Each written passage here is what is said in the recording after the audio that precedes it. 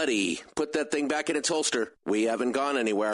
I don't understand. Check out themichaeldukesshow.com for information on how to get access to the podcast.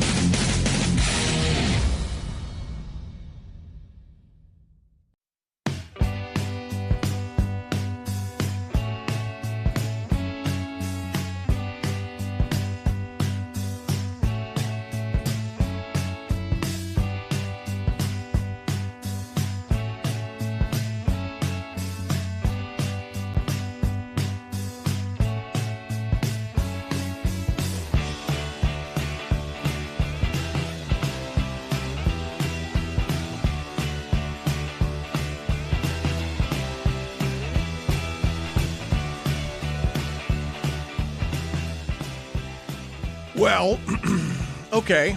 Hi, how are you? I don't know what happened. Well, welcome back to the program. It is the Michael Dukes Show, broadcasting live across the state of Alaska on this, your favorite radio station and or translator, and around the world at michaeldukesshow.com on the internet. How's it going? What's happening with you? Well, we got some good stuff coming. There it is. I don't know what happened. All of a sudden, it wouldn't pop up this morning. I don't know why, but you know what? I feel obligated now that I found it to actually play it because I enjoy it so much. No. What?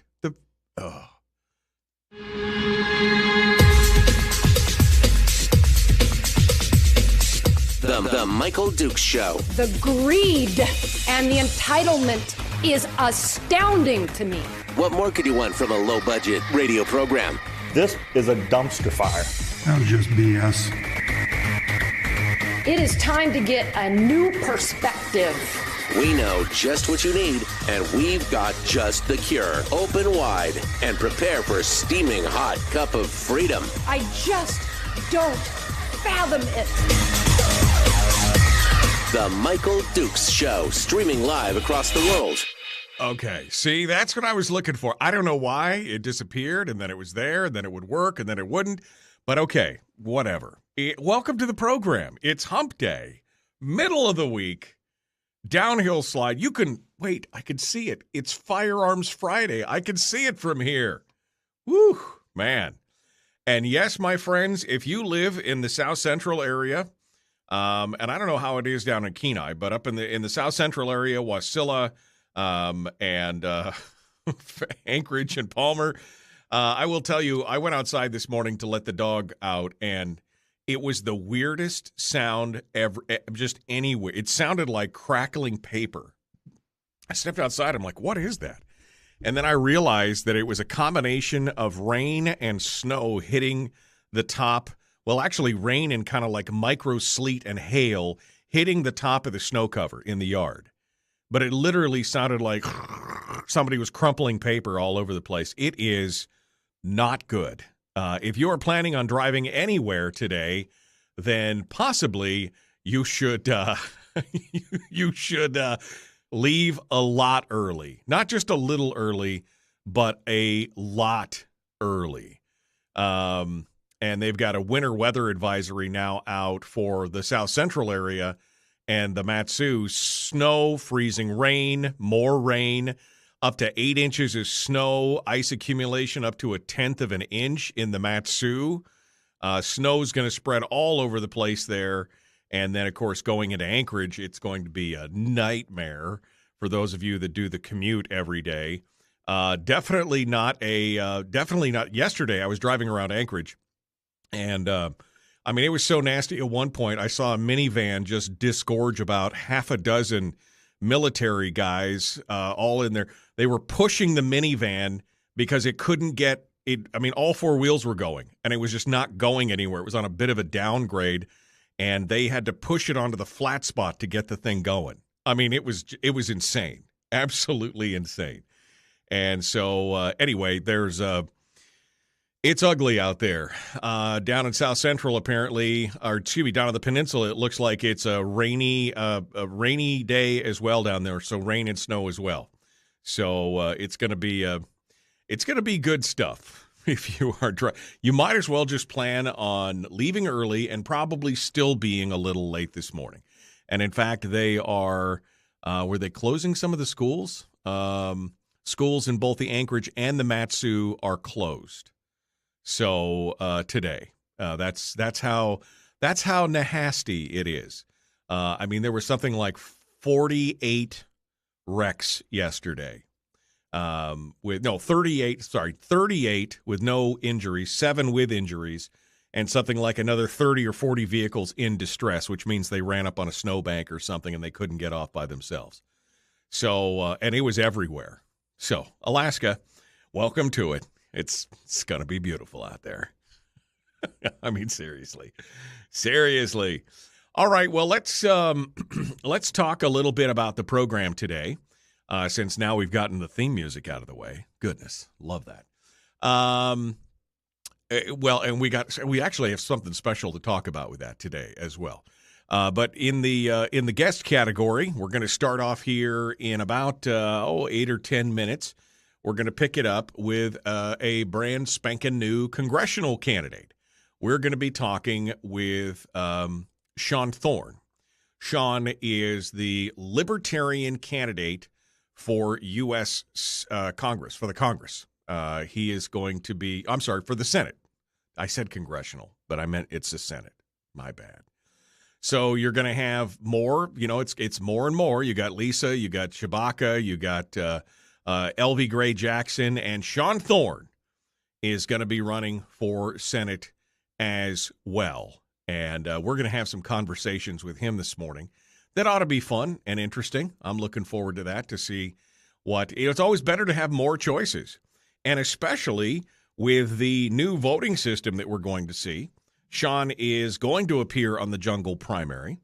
And if he gets enough votes to be in the top 4, then I fully expect that he will be on the general ballot as well. And that leads to some questions. On if you don't like Lisa, but you still don't like Kelly, maybe for another reason or whatever, maybe you're looking at Sean. I don't know. Are you looking or L.V. Gray Jackson? Oh, that'll be fun. Anyway, it's going to be, like I said, this is the whole Confucian thing where may you live in interesting times. You want to beat that guy in the face.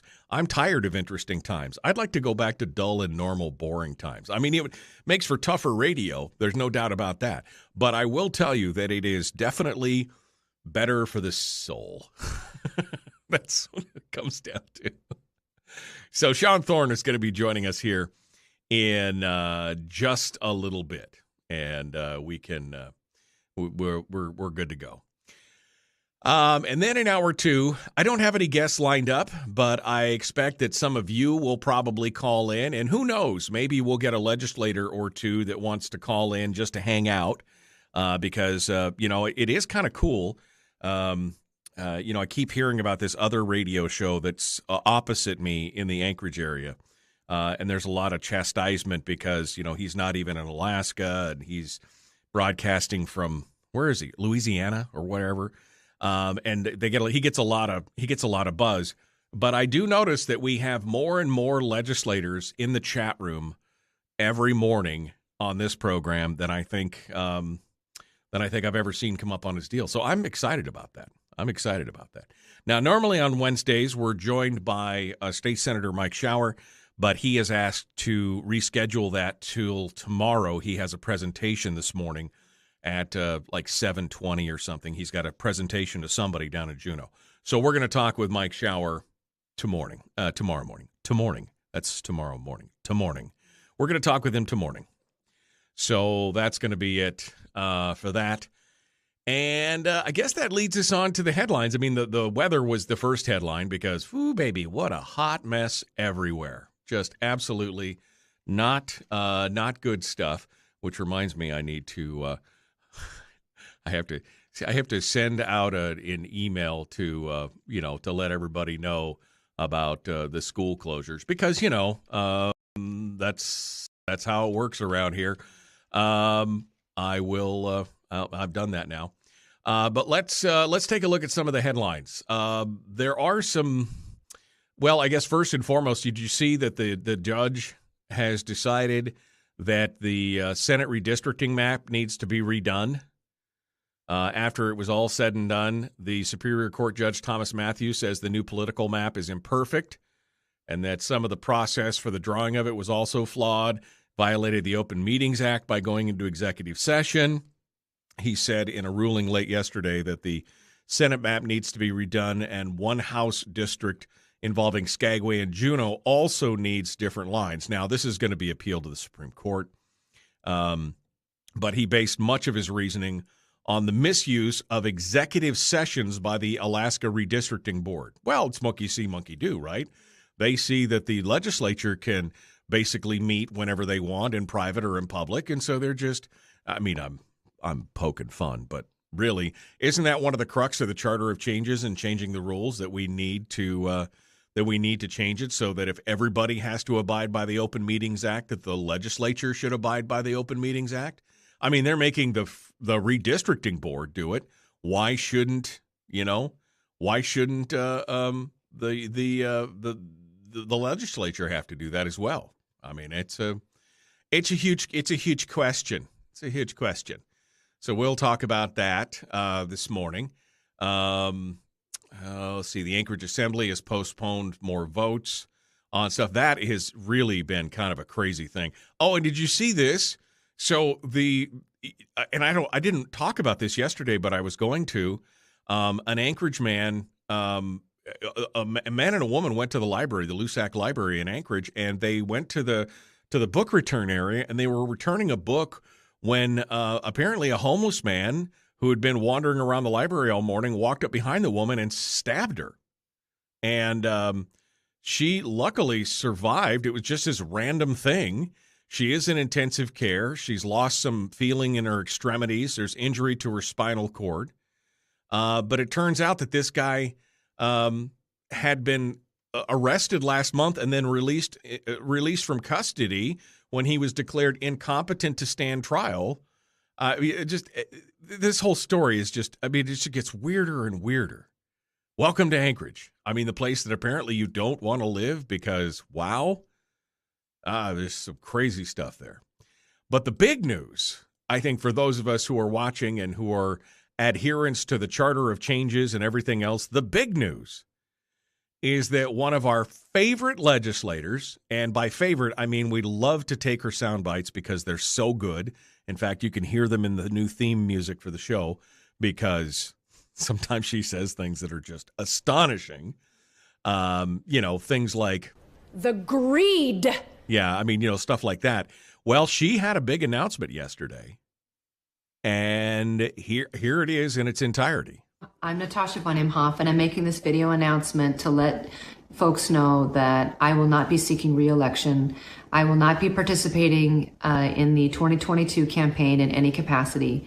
My family and I have made the tough decision that I will be serving out my term and then stepping down from politics. And I'm going to focus on family for the foreseeable future. I do want to say thank you to my supporters and constituents for allowing me to serve this great state of Alaska. Thank you. So for the foreseeable future, she is out of politics. Now, I don't know why. She's going to be with her family and everything else. She lost her dad this year, so maybe that's part of it. I don't know. But she is out, which means we got some potentials here, people. We got some potentials. Bert Stedman and company just lost a big ally in the battle for what's going on in the legislature in this next coming, not this session. She's going to serve out this term. But next session, it should be good. I'm super excited about it and really, really looking forward to it. This is I don't know what the heck day it is, Matt. Yeah, I don't know what the heck day it is. All right, we got to go. The Michael Duke Show continues. Sean Thorne up next, Libertarian candidate for U.S. Senate.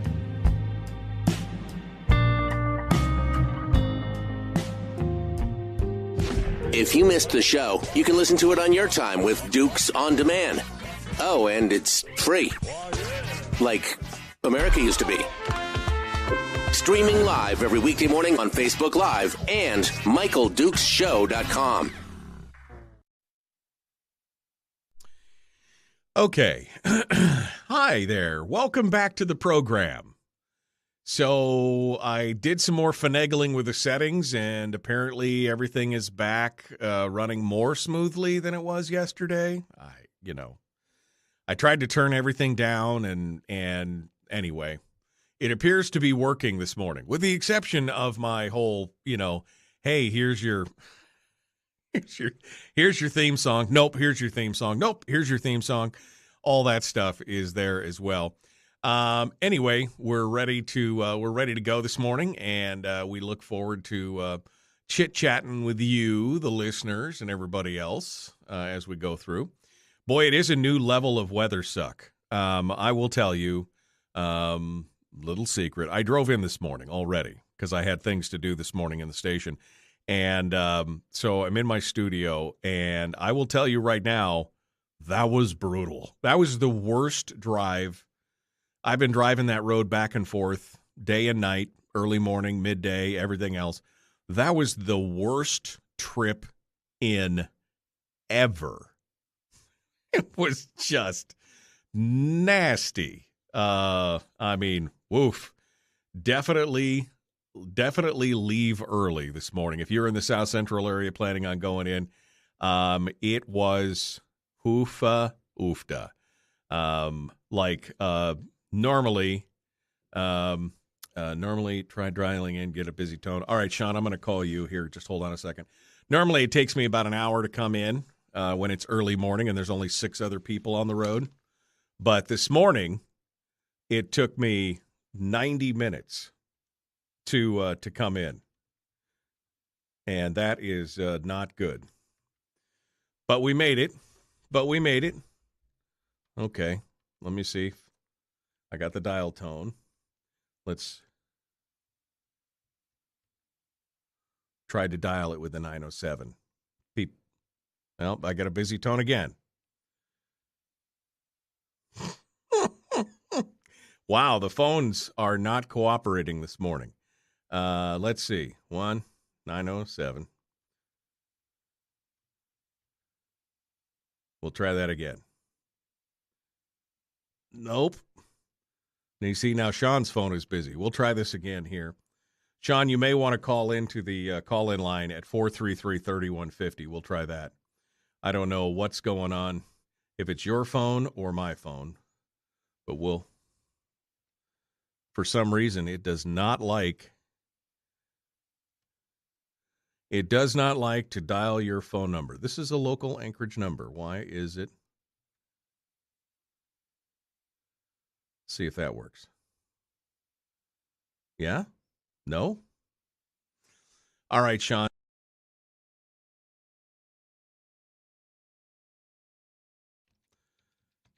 If you want to call in and get us on there, I just dropped the link. I just dropped the phone number in the chat room.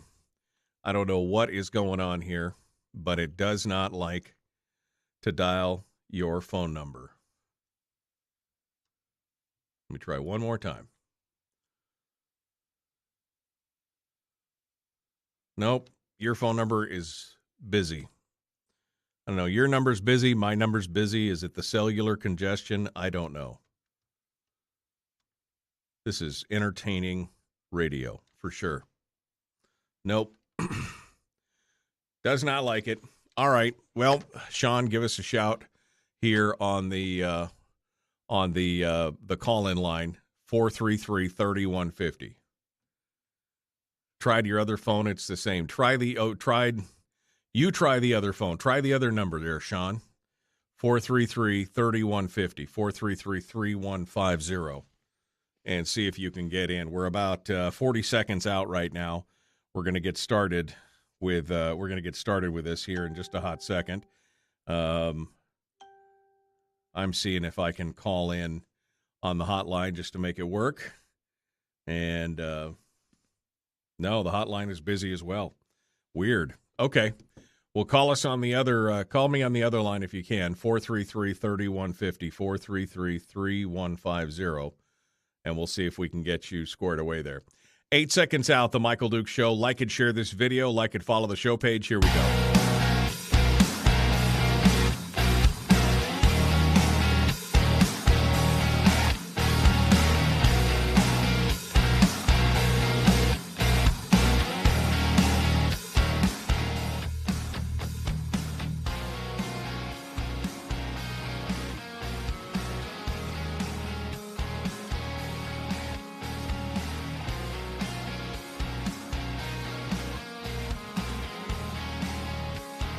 Well, how are you guys doing this morning? Apparently, every phone in the world is broken. The hotline's down.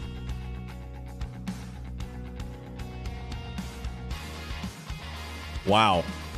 I don't know what's going on, but it looks like, I don't know if it's the icing, like the icing that's going on, across town, or what, but the phones are not working, including my voice over IP system that, which is, it's supposed to, the voice over IP is supposed to forward you guys out to where it needs to be. Yeah, phone lines are down completely right now, including phone calls on the thing. Hey, Sean, I don't know if you got Skype or not, but we could try that this morning. That's about the only thing that I got right now, because the phone lines are completely down. So that's irritating because I wanted to take some phone calls later on in the program as well, and we can't even take calls. We can't even take calls on the. Oh, you know what? I think I can do this. I can do this. I got something for you, Sean. Hold the line here. Let me take a look at this here. We'll get you on board the program. Sean is in the chat room right now, listening as well, and so I want him to be able to call in and talk with us here.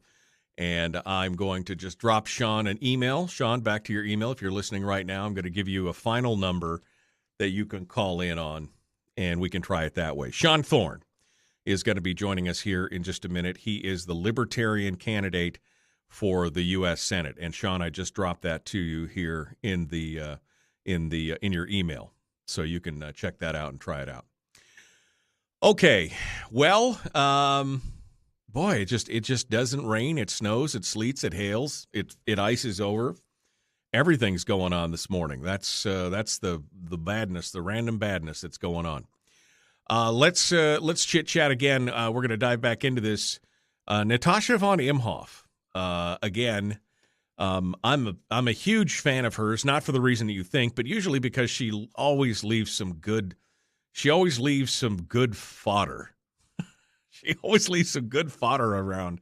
In fact, she's now bowed out of the race for 2022. She's not running for re-election. She's going to serve out her term, which will end at the end of the year, and she's going to be leaving us and going on to private life and taking care of her family. Which great, good for her. I'm pleased with that.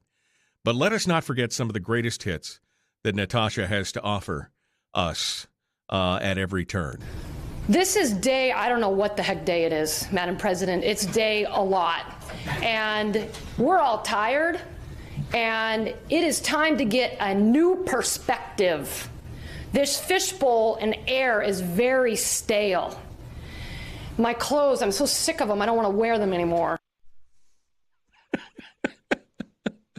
I feel your pain. I feel your pain. Anyway, just another reminder. I will miss her because she always comes up with something quote-worthy. Meanwhile, let's go back over to the phones now and get things squared away. I was able to finally sneak in here through the back door. I got Sean Thorne on the program. He's going to join us this morning to talk about his candidacy for the U.S. Senate, and he joins us now. Hello, my friend. How are you? Hey, doing all right, Michael. How about yourself? Well, it's okay, except for all this. This is really almost like it was like a government bureaucracy to get the phones through this morning. It's horrific, but we have made it through. We have persevered. and we're happy to have you on the program. So welcome in this morning. Yeah, I really appreciate it. I really appreciate you taking the time to have me on. Well, no problem. Weird morning, but we're off now. Hey, so. You know what? It is what it is. What are you going to do? So, Sean, let's talk a little bit about let's talk a little bit about you, first of all. I mean, who are you? Where are you? Where do you come from? I mean, I know that you're an Army veteran. You were born in Anchorage. You grew up all over the state. But now you've decided to throw your hat into the ring on this thing. And so I guess the question is who you are, where you came from, and when exactly did you lose your mind and decide to do this? Yeah, well, so my name's Sean Thorne, and I was born in Anchorage, grew up between Homer and Wasilla, went to college in Idaho, and then joined the Army. And in the Army, my job was basically like a city manager, so I had a good time doing that, but decided it was time to come back, and basically I'm tired of a lot of the things that I was saying, and I wanted to try and represent the change that I would like to see in it. You know, I'm tired of watching federal politics and seeing all the lies and the dishonesty and like the division peddling and just the games that they play with us. And, you know, I'm young. I'm not optimistic for the future for my generation. If I'm elected, I'm going to be the youngest senator, but I can't keep watching them deficit spend like this. I feel like I have to do something.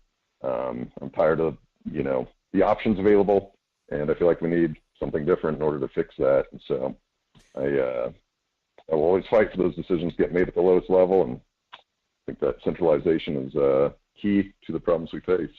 Yeah, no, I mean, look, I agree with you. As we've watched what's happened in in Washington, D.C., I mean, it's a microcosm of what we're doing here in the state. I mean, thank God state politicians don't have the ability to print their own money or do quantitative easing or anything, because we would be seeing the same thing we're seeing at the national level. I mean, Sean, I remember it wasn't, maybe 10, 12 years ago, 15 years ago maybe, I had David Walker on the program, who was the Comptroller General of the United States under Clinton and Obama, and he came forward and said, look, it's worse than what you say, even though it says we're whatever we were at the time, I think $15 trillion in debt or whatever. He was like, that's not even the half of it. I mean, the unfunded liability of those runs into the hundreds of trillions of dollars in debt, and yet they continue to just throw money on the fire like they're heating the house or whatever. I mean, this has been a problem, and as you said, it doesn't matter if you wear the donkey or the elephant on your lapel. It appears that both of them are part of the problem at this point. Yeah, definitely. I mean, I think it kind of comes down to the short-sightedness of politicians, that it's really easy for them to bring you that shiny new thing that they use federal money to get for you, just to get into that next election cycle, instead of doing what's responsible for the long term. And like you're saying, I remember those, like 12 years ago when we crossed that threshold of, $10 billion was such a big deal, and it just keeps accelerating, keeps getting worse. And I think the other day on your show you were talking about, Zimbabwean money, and I actually have a display of Zimbabwean money in my house just to remind myself that happens. Yeah. I don't want it to happen here. Yeah, the $1 million Zimbabwe note that you can frame on your wall that's not even worth, it's worth less than the frame that you put it in,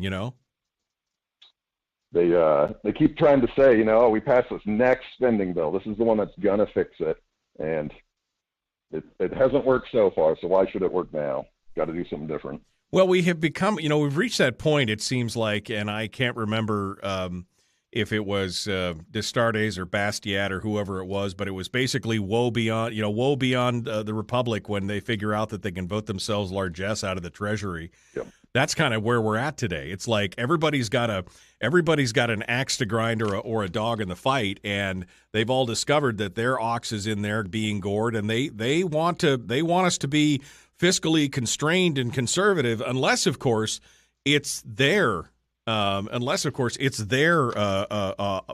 that's being gored, and then they're not interested in it. And that seems to be the kind of the common refrain, both at the national and the various state levels as well, is that they have no problem spending more than they take in because, well, we just can't run a budget like you run a budget in a business or in a household. Yep, definitely. Yeah, I think pretty much everyone that's in there now has shown themselves to be complicit in that system. Even when Trump had a full Republican House and Senate, The budget's still going up. Yep. So absolutely. I'm willing to dig my heels in on that. I will never, if I get elected, I will never vote to increase the debt limit, omnibus bills. We just can't do it anymore. Continuing resolutions, right? I mean, the whole thing. We should have a budget and we should stick with it instead of just having this continuing thing. I don't think we've had a serious budget in 15 years now. It's been an ongoing continuing resolution. But let's drill down into some specifics, Sean. I mean, have you got a hit list? Have you got things that you want to focus on? I wave my magic wand. Sean Thorne is a brand new senator from Alaska. What are the things that you're going to focus on? In your first 100 days or whatever. What is going to be your focus as you go to the Senate? So if I had said same magic wand and I could wave it and end all federal land and water control in Alaska, I would do that. And I'm sure, much like you, I'm tired of not even by voting, but by the bureaucratic process, them radically changing the way we do development here. And I consider myself quite the environmentalist. I've traveled a lot of the world. I've seen how bad it is in a lot of places.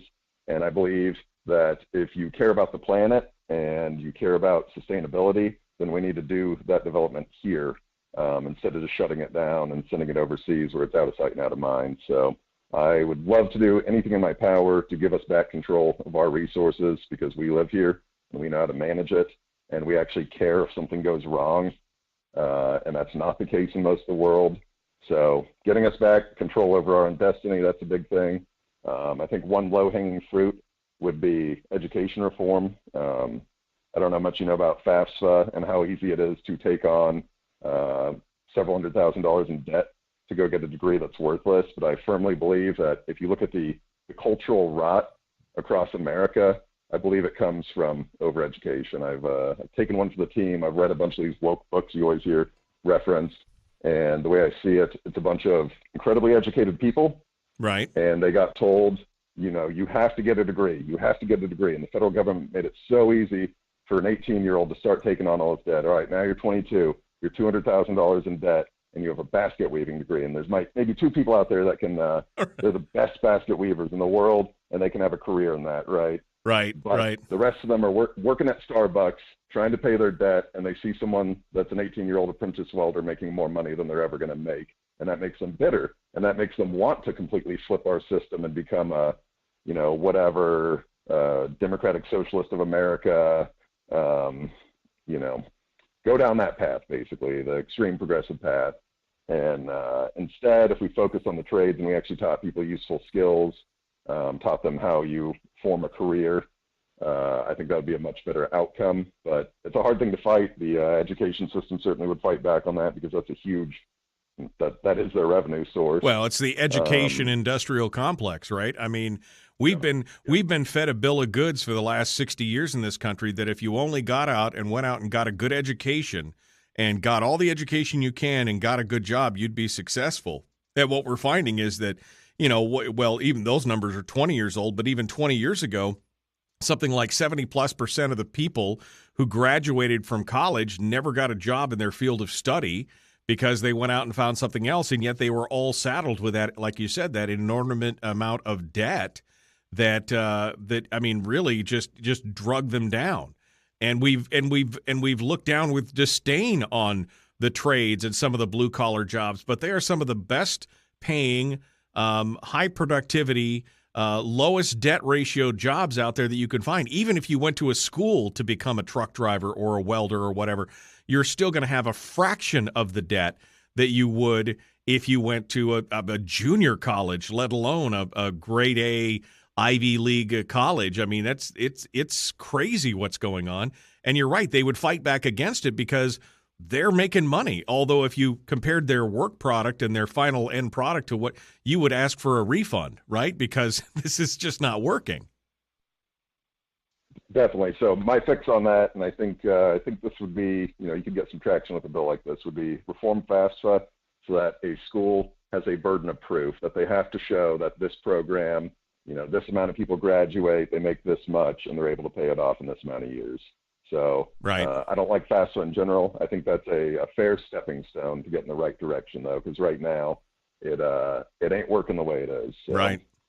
We're going to continue talking here with Sean Thorne in just a minute. He is a candidate for U.S. Senate. You can find him on the web at picksean.com. That's SEAN, picksean.com. He's also got a Facebook page at facebook.com/picksean. You can go take a look at that there and get some more information on where he stands on a variety of things. Meanwhile, we're going to take a quick break, and when we come back, we will continue with Sean Thorne. We're going to talk about the Second Amendment. We're going to talk about the government mandates on the COVID response and his thoughts on that, and where we go from here. That's all directly ahead with Sean Thorne. The Michael Duke Show. Common sense, liberty-based, free-thinking radio. We'll return with more right after this.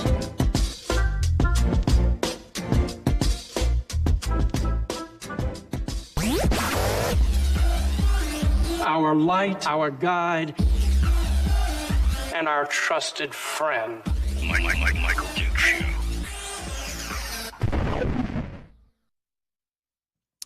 Okay, we are in the break right now. Sean Thorne continues with us as our guest, and we'll kind of let our hair down here in the commercial break, and we won't repeat ourselves. We won't get into some of those other things, so we'll jump into that. But Sean, I mean, you know, again, what was the aha moment for you? I mean, what moment did you look at your spouse and say, you know what, I think I'm going to do this? Was there like a final straw on the camel's back?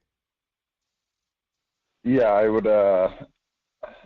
People don't like talking about the subject. I would say, you know, from that period of time from January 6th, the inauguration, I felt so strongly that I don't belong to either of the hot take camps that were out there. Right. That we need an alternative choice. Like, I don't agree with either of their narratives of how that happened, and we need some calm, cool, collected adults in the conversation instead of these people that are in both ways trying to exploit a bad situation, you know.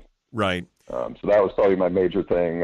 Additionally, when I was in the Army, I'm sure any veteran you talk to, they can tell you the same story, but it's a crash course in bureaucratic waste. You know, we'd be using radios that were quite literally from Vietnam, and that's one of the main things that we need and we use, and they suck, and we had to repair them all the time. And they would send, like, we couldn't get new radios, but they would send us a brand new up-armored vehicle that we have absolutely no use for, and all it is another thing to do maintenance on. Right. Just the way it works, and I'm sure that comes down to whose district that was built in. Right. All the, you know, there's so many military civilians. I know some great ones. I'm very good friends with a couple of great ones. There's other ones, and this is all across the bureaucracy, that their entire existence is to just do things to justify their own existence. Like, they just make decisions and they make, you know, memorandums that explain why they're so important, and in reality, they don't do anything. There's so much fat that we can cut from those systems. It's just bizarre to me that, I don't know, probably 50% of, I feel like, the bureaucracy is unnecessary, and just got to delve in there and find out those ones that are doing that. But well, like you said, it's self-justifying. I mean, that seems to be the whole point of the bureaucracy, right, is to justify what they're doing by adding more layers and more rules and more everything else, and now they can justify being where they're at and taking the money that they are, and it's a self-licking ice cream cone. It keeps building up over and over and over. Turn yourself into the keeper of sacred wisdom, and everyone has to come grovel before you because you're the only one that understands all these codes and, right, you know, CFRs and stuff. Yeah. Yeah, no, it's pretty crazy stuff. We're going to talk a little bit when we get back to, again, about the Second Amendment and the COVID response. We're also going to talk about your position as a libertarian on some of the bigger national issues, including open borders and some other things, because that's one thing that I have fought with my fellow libertarians on a few times, is the idea of an open border. And the question of national security or sovereignty versus having an open border, and also I know that both the Republicans and the Democrats were against ballot Prop 2, which is the ranked choice voting, but there were a lot of libertarians who were outspoken about it.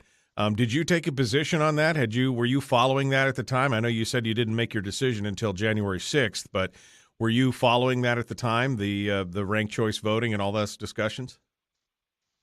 Yeah, I don't think I was even considering running at the time when that went through, but I'm a big fan of it. I like ranked choice. I have one of those useless degrees that I was talking smack about, and in that course of the useless degree, I learned a lot about ranked choice voting. And so before that was even a conversation here, I was already a fan of it. And I know you have your concerns, and a lot of your listeners have concerns, and I really think it might surprise you. I don't think it's perfect, but I think it addresses a lot of the problems that we had in our election system. So at least give it a shot, give it a shot. What about the, like have you seen some of the reporting on the disenfranchisement? I mean, they were talking about a couple of the experts on it. We had one here on the program, and then a couple other ones that talked about where it was something like 11% of the voter base could be disenfranchised because of the way it is put forward, both in the confusion, the complexity, and just basically not understanding it. Do you have any thoughts on that?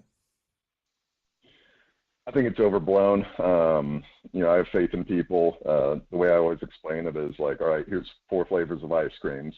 Put number 1 as your favorite, number 4 is your least favorite, and put them all in order. All right, now do the same with these 4 sociopaths that are running for political office.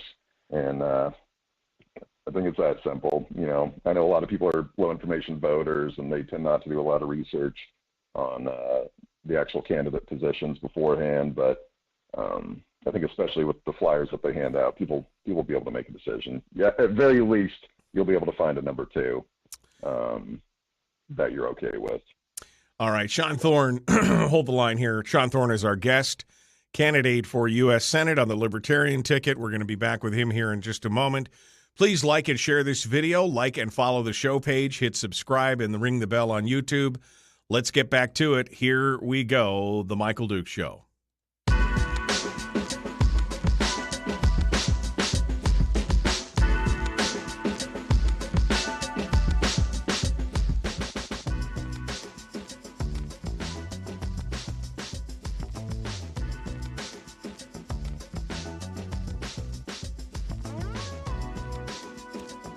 All right, we're continuing now with Sean Thorne, who is a Libertarian candidate for U.S. Senate. You can find him at picksean.com. And we were just talking about some of the different positions that the Libertarian Party has as a whole and some of the individual Libertarians have. Sean was just talking about how he is a fan and supporter of ranked choice voting. One of the other big things that the Libertarians seem to, some of them are at odds about. I mean, I'll be honest with you, I'm not a huge fan of open borders. I believe that a nation has to have control of its borders to protect it for security and sovereignty. I agree with free movement anywhere inside the nation, but I believe that, we should at least be paying attention to the people who are coming in if we want to protect our way of life. I think that that's important. But the Libertarians as a whole support that ideal. Now, border control is obviously a big issue with illegal immigration and everything that's going on across the country and has been a big hot-button issue for many years. Sean, where do you stand on that? So I very much respect people's desire to come here and seek a better life, and there is immigration reforms I would support. The part where I'm definitely lost on the open borders, though, is just the fact that we are a social welfare state in a lot of ways right now, and the amount of money that it costs the taxpayer for it to happen the way it happens right now. So at this point, I would definitely say I'm not open border. I like the idea of it. I like the free flow of people, but I think you got to come here the right way because we can't take everyone. We can't take everyone's problems. Right. Well, and I think the big thing is that even somebody like me who's not for open borders, I'm all for immigration. I'm all for having new blood come in, but I'm also for not having it be a free-for-all because there are bad actors out there who would like to see our way of life harmed, either in the long term or the short term through direct action or through, influence and manipulation. And I think we need, as a nation, we need to be paying attention to that. We can't just let anybody willy-nilly cross our border if we want to protect our freedom, our liberty, and our way of life. No, I do think I do have several friends that have gone through the immigration process, And I think there's definitely some changes we could make to Sure. for the people we want to take, make it significantly easier on them, because right now, man, is it a pain. But Sure. I mean, making it easier, making it more streamlined, I'm all for that. But again, this idea of just throwing the borders open and letting anybody come in, which some libertarians have espoused, I think is problematic. I don't think that they've thought that one through to its conclusion. But let's talk a little bit about one of our favorite topics on the program, and that is the Second Amendment. We've been tussling with this for decades here in the United States. We are the freest nation in the face of the earth. We're the only one where the right to keep and bear arms is enshrined in our foundational documents, where we have a right. And yet we've seen politicians over the years again and again and again overstep themselves and try and place strictures on the citizenry. And I think in a lot of ways, because they seem to have some kind of ideal that somehow they know better than us how our lives should be. And I'm not a huge fan. Where do you stand on the Second Amendment? And have you considered any changes or suggestions that you would have as a senator to address some of those issues? which one's the second one again? No, I'm just kidding. Yeah, I'm a huge gun guy. You're dead. I've been shooting and hunting my whole life. I can guarantee you that I'm the most pro-Second Amendment person that's running. That's for sure.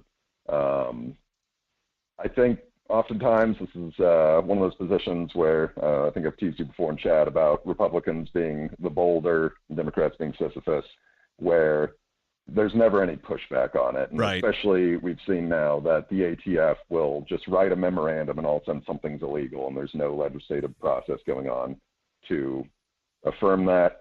But yeah, I'd be willing to push back the other way. I don't agree with barrel limits, function limits in a lot of cases. I think Second Amendment covers those things. I'd be willing to fight for that. It's scary. I mean, they know what they're doing. They know how to boil the frog slowly over time. I firmly believe that was the intent behind the Russian ammo ban, was just to make it that much harder to go plinking at the range. Right. But it's not just the Second Amendment, though. It's all in the First Amendment is certainly under threat right now. And, my favorite pair is the Ninth and 10th Amendment, which legally are basically jokes. So much of the Constitution, it's treated like, oh, how do we get around this? Even by, the higher courts. Right. They treat it like something, well, how do we find an excuse for a loophole for this? When if you go back and you read what was written by the very smart people that wrote those documents, they were pretty clear on what each of those meant. So, yeah, no, absolutely. Absolutely. I think that anybody that does any reading of the founders, there's really no room for misinterpreting it unless you're intentionally doing so, which I think a lot of the folks have done over the course of the years. I want to talk about COVID. We got about 6 minutes here. So before we get into that, though, one final question, because this is going to be a hot button issue for many of my listeners and for me as well. The Libertarian Party, well, not the party, but libertarians in general, have been split among several things. I mentioned borders. That was one of them. The other one is abortion. And I personally am against abortion because I believe that it aggresses against the unborn. And if the idea of the non-aggression principle can't apply to that, then we've got some issues. Where do you stand on the abortion issue? Like a lot of things, I think it needs to be one of those things that states need to decide what their policy is, and the courts can challenge that, but I don't believe in making federal one-size-fits-all policy for it. I certainly have my personal feelings, and on a lot of things, I try and separate my personal feeling from what my legislative opinion would be. It's just one of those things. In my opinion, we need to get more Ninth and 10th Amendment. We need to accept other people might do it different. So I think it's one of those decisions that the Alaska state legislature, state senate would be able to make, and within the limits of the Supreme Court. Well, I guess it's something where you should at least, I know you want to separate your personal and what you believe that the federal government should be handling, but regardless of that, if you were a state senator, I'd still ask you to be on the record for, are you for it or against it in general, simply because, again, I believe that it violates the non-aggression principle, and I think that that's problematic itself, so I'd kind of like to get, even if it's just your personal feeling on it versus what you would advocate for. Yeah, I mean, my personal feeling, I certainly don't like it personally on an emotional level. You know, I have a little baby. I just can't imagine. On a legislative level, I tend to lean into this most recent Supreme Court case. I thought they made a really compelling argument there for the autonomy argument, and saying that they need to figure out at which point it would be autonomous. And I think that maybe that's a standard that people can make their regulations within. All right, final question here before we run out of daylight. The COVID response across the nation, across the state, where do you stand on the current situation, and where would you be advocating for as a senator as far as ongoing COVID response, lockdown, mask mandates, vaccine mandates, et cetera? Yeah, I'm not in favor of any of it. I mean, I believe in your personal choice. I'll respect a business's ability to have a business mask mandate. I'd never support any sort of medical mandate, any sort of lockdown, especially the lockdowns. I think it was entirely political theater, smoke and mirrors. Right. That simple. It was a power grab. They saw a situation where they could try and consolidate power. They're keeping up on it now. I mean, they're still trying to fight it, even though it's gone from pandemic to endemic. Now they're still continuing to push on it. That needs to end. But I'm down to the last 90 seconds here, so I want to give you the floor, Sean. Sean Thorne, our guest, Libertarian candidate for Senate. What is your final elevator pitch to the people out there? Yeah, so basically, I'd like to talk about what makes me different, and that comes down to I'm never going to be summoned to toe anyone's line, whether that's a billionaire or a party or a lobby. I'm only interested in what's good for regular Alaskans and for us to have that ability to make that decision here for ourselves. I'm a huge believer in the 9th and 10th Amendment. I believe, that's your rights as long as you're not hurting anyone. I support your right to do it. And I think decisions need to be made by states, especially the big ones. And we just have to accept that sometimes other people are going to do things that we don't like. And I think the good ideas will win out in the long run. And unlike a lot of candidates, I actually have military service. And I'm extremely anti-war, and I think there's a lot of things I have an inside view on where we could cut the budget with the military, because it certainly can be cut. I really do. I consider myself an environmentalist. That means I'm pro-development. Right. I think we need to do that development here. All right, Sean. We have to care how we do it. But. Sean, thank you so much. We're up against the break. Sean Thorne, picksean.com if you want to get more. Folks, we're out of time. Hour 2 dead ahead. All right, Sean, I'm sorry I had a hard break there, so I'll let you finish up. I mean, the pro-military, kind of somebody with a military experience who comes out as basically saying being anti-war, I think is refreshing, because while I think we need to be strong, we definitely don't need to be fighting wars on every continent in the world right now, which seems to be the modus operandi for the United States for the last 100 years or so. But you say you see many ways that can be cut. Can you give us a couple examples of what you're talking about? Man, so many. There's so many programs that the military invests in that we don't need. I don't know how much you've looked into some of the vehicles that we maintain, but like the M1 Abrams for the Army does not want that many M1 Abrams. It's kind of Congress that forces them into that. And so being able to shine a spotlight on that. I certainly believe that we should not be giving money to half the world's countries to support their militaries, which a lot of those militaries are rather unscrupulous themselves. There's a lot of changes I'd like to see with the VA. I have so many friends, emotional topic for me. I have so many friends that I've seen that have chronic problems, and the VA is willing to load them up with all sorts of painkillers, opiates, things that are not good for them. And yet, they've done research on some of the things that, like a marijuana product or in particular with traumatic brain injury, like the mushroom studies that they did. I don't know if you've read into that. Right, so the cyclobin. Results. Yeah, the microdosing and the cyclobin and some of the other things that they're finding nowadays that can help with trauma and depression and things like that. No, I mean, this is part of I'm sorry? I was going to say they turn people into zombies on opiates and stuff to try and cope with these problems. And I can only hazard that it comes down to money or the view that, oh, we can't have people on drugs. Right. I hate to see it. Well, unfortunately, we have people on drugs anyway because they're prescribing all that stuff and everything else, and they refuse to look at the alternatives and other things that are available. So it's crazy. And yeah, you're right. Giving money to all these regimes in an attempt to try and spread democracy, that has never bitten us on the ass before, right? I mean, that's never happened where we've given them a bunch of money and material and everything else and then had them turn on us, on a dime. Iraq. We're still supporting Al-Qaeda. Yeah. We still support Al-Qaeda. Right now, today, we are giving money and military aid to Al-Qaeda. Yeah. What is going on? Yeah. How are people okay with this? Why isn't the media reporting on it? Yeah. Well, it's a pretty crazy time, my friend, and I applaud your attempt here to try and make a difference. And I appreciate you coming on board and sharing with us. And we look forward to seeing how things turn out in the coming days. When we get closer to the election, we'll have you back on, and we'll get more info, and we'll see if you've got things more fleshed out or kind of a deeper platform as we go forward. We'll have you back on again. Okay.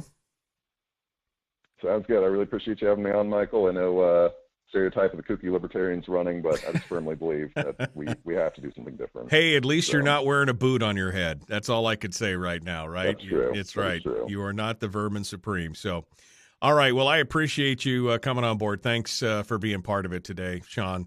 Thank you for coming on the show and joining us. All right. We're in the break right now, and we are coming through. I'm just going to see if I can I don't know if the phone situation is squared away yet or not, but we're trying to trying to see if I can get the phones to work for call-ins. Nope, phones are still down. You know what? I'm going to reboot the phones. That's what I'm going to do. I'm going to go reboot the phone system. Let me do that, and I'll be back. Don't go anywhere. The Michael Duke Show, common sense, liberty-based, free-thinking radio. Give me a minute and a half here. I got to go reboot this. And then we'll be back and jumping in on hour 2.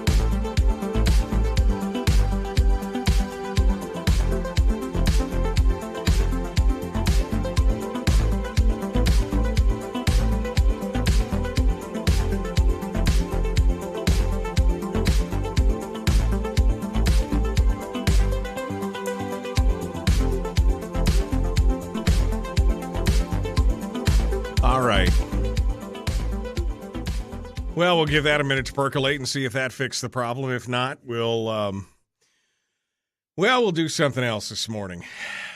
I'll throw out another number if we need to, just to make it work. All right. Coming up on the second half of the hour today, no guests. It's going to be, well, hopefully phone calls and conversations. Tomorrow on the program, we'll be talking with Mike Shower in hour 2. We moved his show from today until tomorrow, and that's what we're going to do. Who else is in the chat room? Do I got anybody else in the chat room that wants to share with us this morning? Any legislators that want to come on and give us an update? I don't see any. I don't see any legislators that have commented this morning. If anybody's on that wants to come on and talk with us, let me know. Send me a message, and we'll get you squared away with a secret phone number if we need to. Other than that, we're going to take off and come back into it. Hour 2, The Michael Duke Show. Common Sense Radio.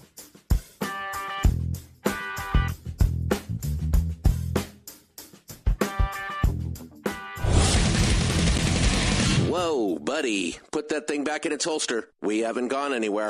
I don't understand. Check out themichaeldukesshow.com for information on how to get access to the podcast.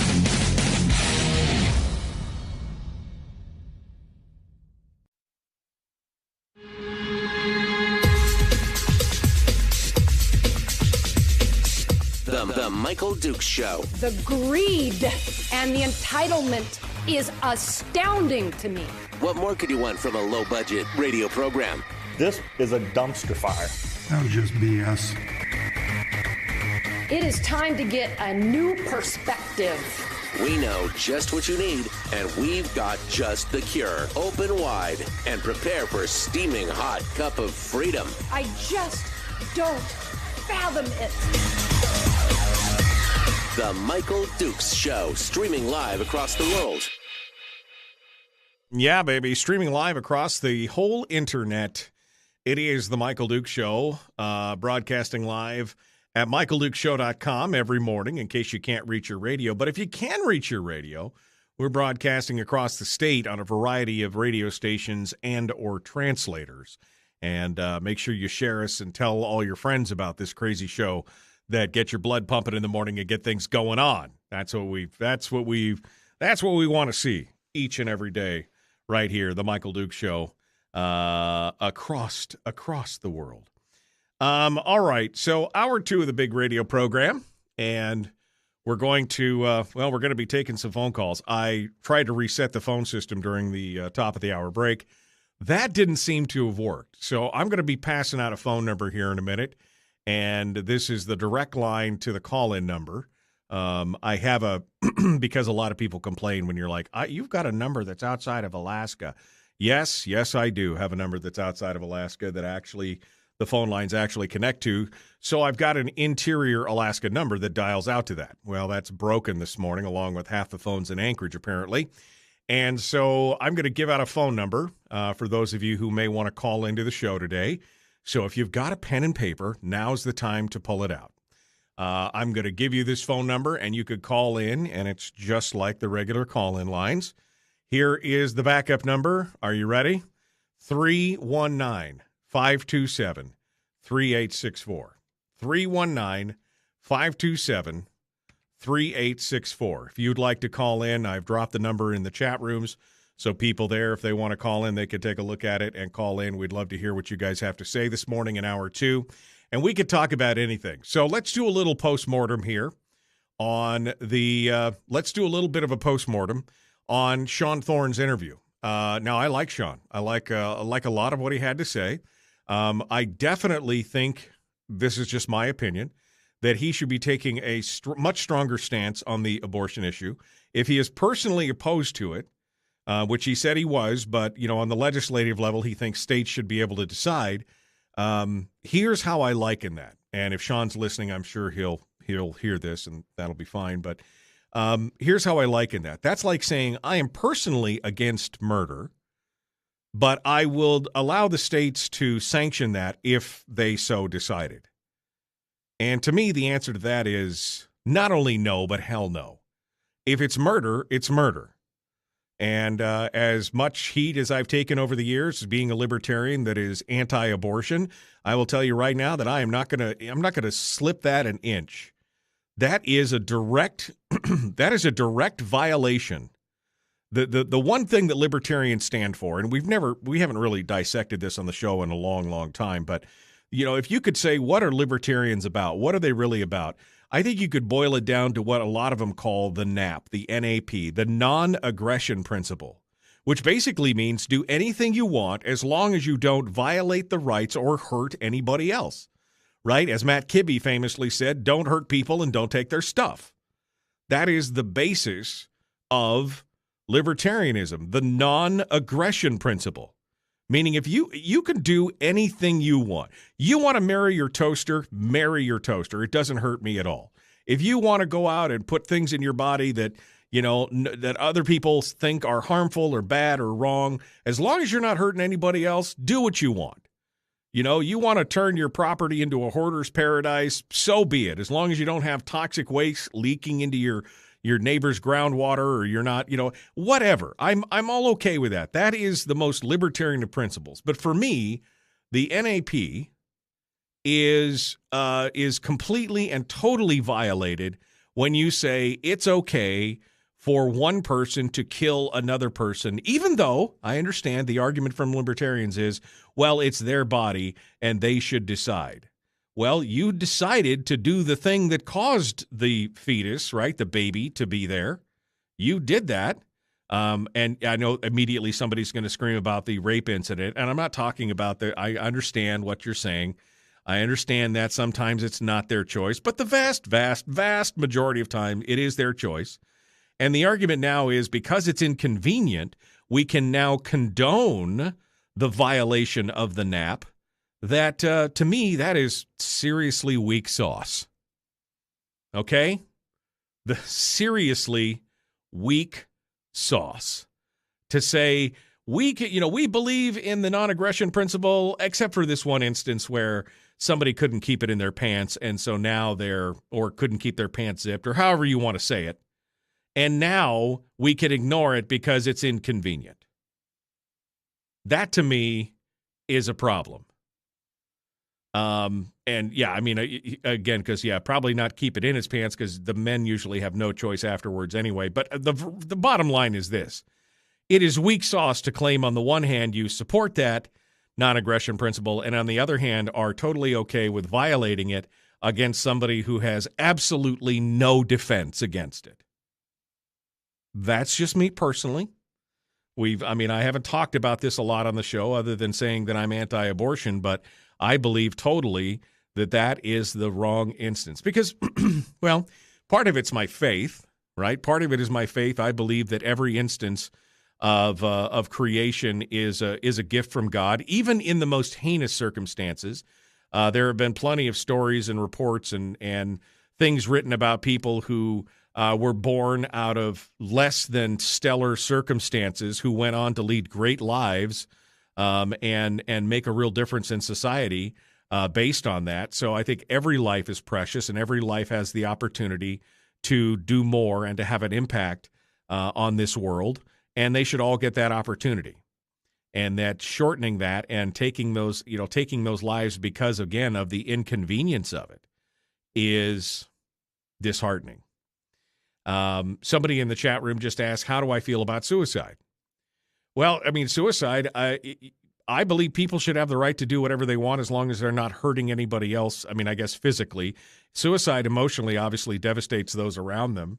And while I don't agree personally with the idea of suicide, because I believe in fighting for everything until my very last breath, if somebody decides that that's what they want, then that should be their choice.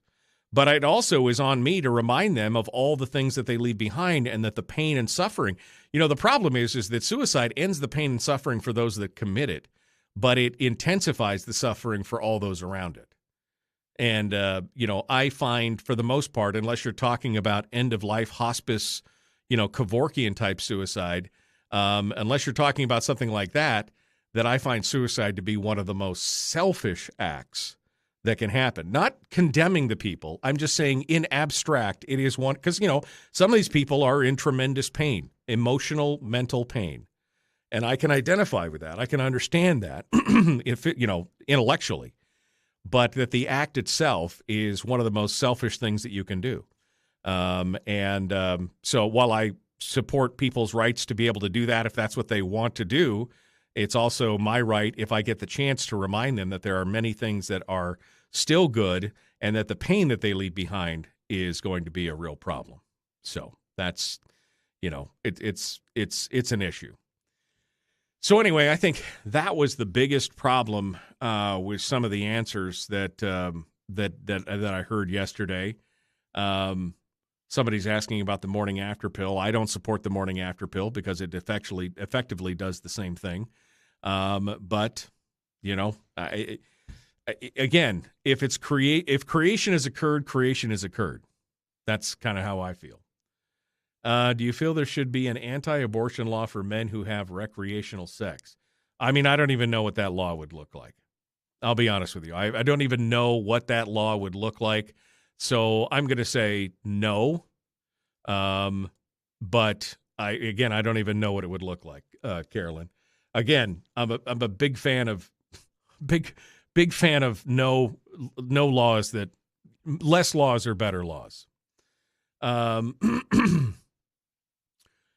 Devil's advocate here, no abortion, but what about women that pump out checks? I mean, babies to collect a check from the state. Don't tell me it doesn't happen because I've seen it many times. Well, I mean, look, I'm not saying that there would not be a cost associated with not murdering somebody, but at the same time, that's like saying, well, I know somebody's going to collect Social Security, so if we murder them, we won't have to pay that out. It will be better. That's kind of how I liken that too, Bill, although I know what you're talking about. There are people out there who have done that. You know, this is part of the whole welfare state issue that we've created as well, this dependency. We shouldn't be doing that. We are encouraging that kind of behavior with some of the things that we've done.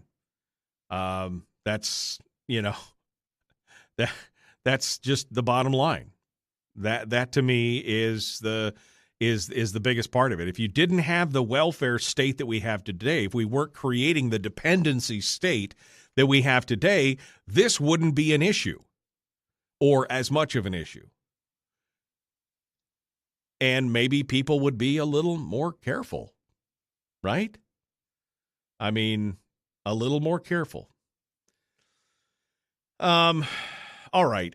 Phone line to call today, if you want to sound off, is again, because the phone lines are broken. The regular phone lines are broken. 319-527-3864. 319-527-3864. We'd love to hear what you guys have to say on this and everything else. How about liability starts at conception for both people, says Jim. Well, that would be great, except for the men are basically relegated to nothing more than piggy banks at the beginning of this, right? They have no right.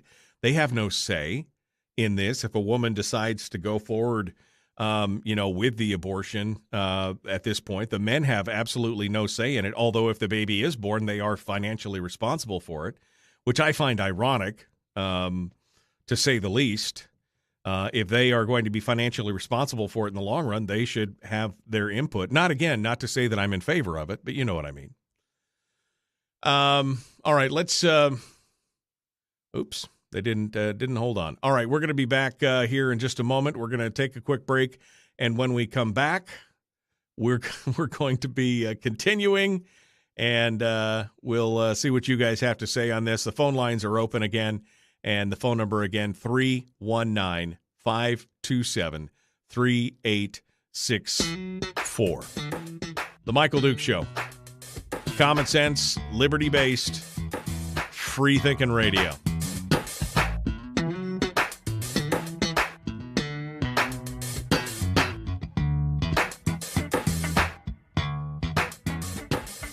We're broadcasting live through a series of tubes. Allowing all of these entities to provide streaming stuff going on the internet. Well, it's kind of hard to explain. Sorry. Streaming live every weekday morning on Facebook Live and MichaelDukesShow.com. Okay, we're in the break right now. Many argue that afterwards the child is raised badly, treated badly. Don't support it. Just curious, how do you fight these questions? Well, there's already laws on the books for that. If somebody is raising a child poorly, if they're doing bad, if they're abusing the child, if they're not, there's already laws in place for that. Right? Because, and then again, show me for every child that was raised badly, I'll show you one that was raised well. Right? So do we, again, throw the baby out with the bathwater, so to speak, in doing those things? It makes no sense. Carolyn says, men should have a say. There's the mandate we need. I don't think we need a mandate. I think we just need to stop killing children. That's my take on it. I just think we need to stop killing children. And if people are going to be laissez-faire with their sexual health, and they're not going to, be proactive, they're not going to take care, they're not going to be careful, and realize that even when they are the most careful, there's still a risk of it, then you pays your money, you takes your chances.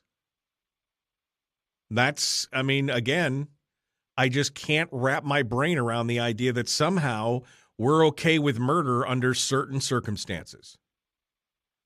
We're against it for all others and all these other, but under these certain circumstances, we're okay with it. That we would kill a totally innocent person. I mean, I just can't see how people can justify it personally. Look themselves in the mirror. I really, really have a hard time with that. It's one of the reasons why I don't talk about this issue very much, because I get a little emotional. I get a little agitated that we can make the argument that the government should be out of all these things and out of our lives, and we shouldn't hurt, and we shouldn't murder people, and we shouldn't hurt people and take their stuff. But it's okay because it's inconvenient for me to have a baby, even if I'm just going to give it up. So that is okay. I can murder that. I can murder it then. Because that's exactly what it is. It's inhumane. Inhumane. All right. I got one call on hold. Looks like Ken is on the line. Good morning, Ken. How are you? Not too bad. How are you? Good, good. You want to hold on a second? We'll be right back to the radio. We'll be first up. We're about a minute and a half, 2 minutes out, okay? Okay, sounds great. All right. Thanks for calling in. I appreciate that. So where we go? So mandatory sterilization for welfare recipients after, say, 2 kids is the question mark? Well, I mean, first of all, I would not say mandatory sterilization for anybody, because I'm not about that life. But how about just no more money for you after that? And they know it. And it's very clear. And why? And again, you're assuming that the welfare state is going to continue. Why can't we just fight against the welfare state? That's the question.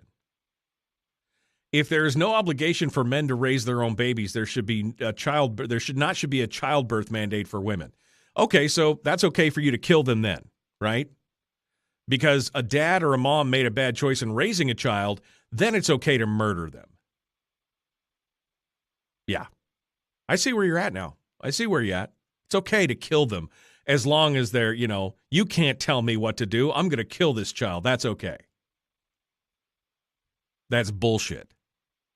Sorry to say it. That is the biggest load of BS ever. Just because men or women fail to fulfill their obligation does not justify the murder of an innocent child who had nothing to do with it. Should not be a child mandate for women. Well, did somebody mandate that they spread their legs? Did somebody mandate that they go ahead and roll in the hay? No? Well, then maybe we should talk about that as well. Taking some responsibility. Yeah, granted, the responsibility for the women is much greater than it is for the men, because the men can just walk away from it, but that does not abrogate their responsibility and justify murder. Sorry, that's not how it works.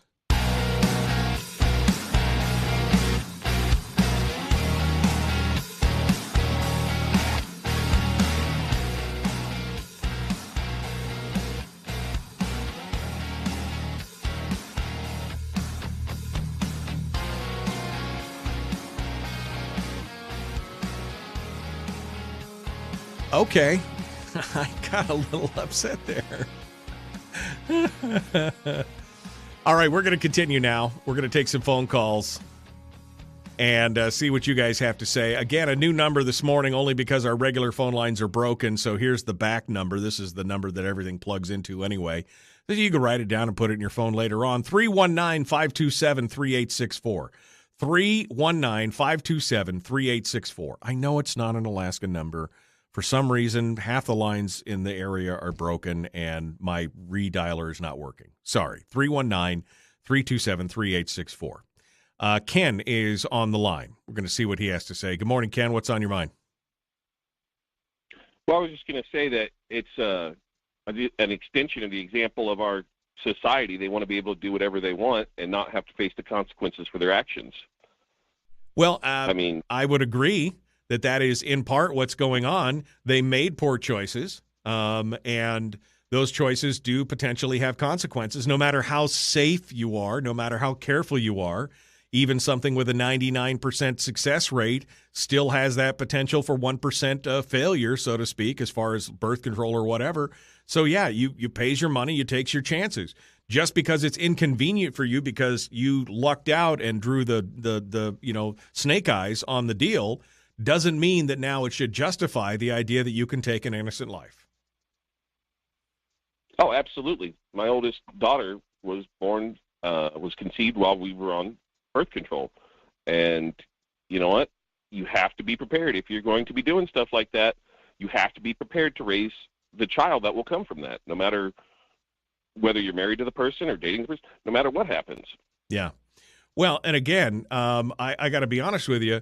This is the problem with it, is that then they start picking apart, well, the men don't stand up and they don't support the children, or they don't do this, or they don't raise them. And so the woman should still have the ability to, no, wait a minute. Yes, you both were part of it, but just because one side or the other decides to be a total scumbag or flakes out or totally abrogates their responsibility, again, that does not justify the murder of an innocent child that had nothing to do with anything. Oh, you're absolutely right. You know, I don't think that there is a single argument out there that you can argue because so-and-so left, or because, you know, financially I'm not ready, or anything else, that it's okay to kill someone. Right. In no other part of our society is that an okay thing. Right. No, I mean, I guess it's one of the reasons, and I think it's probably one of the reasons why more atheists can get behind it as well, because then they want to split hairs on when does the life actually begin and when is they don't believe in a soul or a spirit, so it doesn't matter to them at all. It's just biology and yada, yada, yada. That makes it easier. Doesn't change the fact that you still kill the person, whether they've got a soul or not. We've all decided that that's wrong in society, except for these exact circumstances where it becomes inconvenient, in which case then it's okay.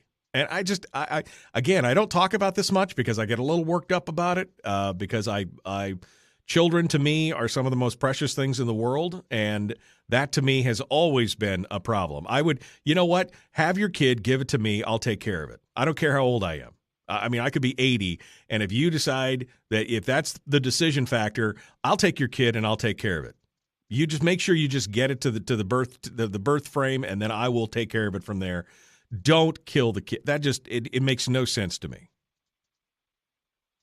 Did you hear about the situation up here in Fairbanks where the child was left in an intersection? Yeah. After being born. Yeah, we talked about that several times. That just blows my mind, because the mental Olympics that people have to go through, whether they claim to be an atheist or whatever, to try and justify it in their mind so that they don't feel guilty for committing murder, it's really crazy. Yeah. Well, and especially since they're safe, I don't remember what they call them, safe stranded laws or whatever, where you could take it to any police station, fire station, library. You can take it to any of those places, and they will take the child, no questions asked. And maybe they just weren't aware of the law. I don't know, but it just again seems to me that that was kind of just a brazen, very harsh act. But everything worked out in the end, and I'm glad that it did. But again, that's why we have these laws where you can turn a child into any of those places if you just can't care for it. It makes sense. The child should be protected at that point. Safe haven laws. Thank you. Oh, absolutely. Yeah.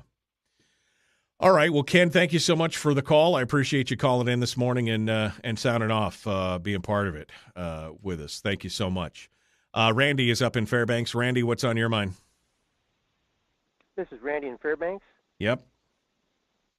Oh, how do you know it was me? Okay. Anyway, I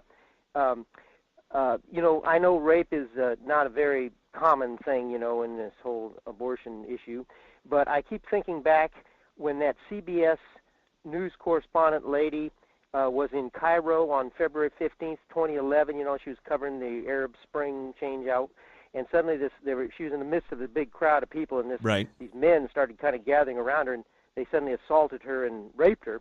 And in her case, I think she should be able to take the morning after pill, because at the very early stage of pregnancy, the embryo or the zygote, doesn't have any brain waves. And to me, the issue there is who owns that entity, that biological entity there. And I say that she is 100% ownership, and the entity itself, the embryo itself, does not own itself, because it has no capacity for thought or the concept of possession of its own self, or the concept of possession or anything. It's just like, a doctor takes a biopsy, that's living tissue, you could even say innocent tissue because it hadn't done anything wrong, and can take that tissue out and then examine it and then discard it.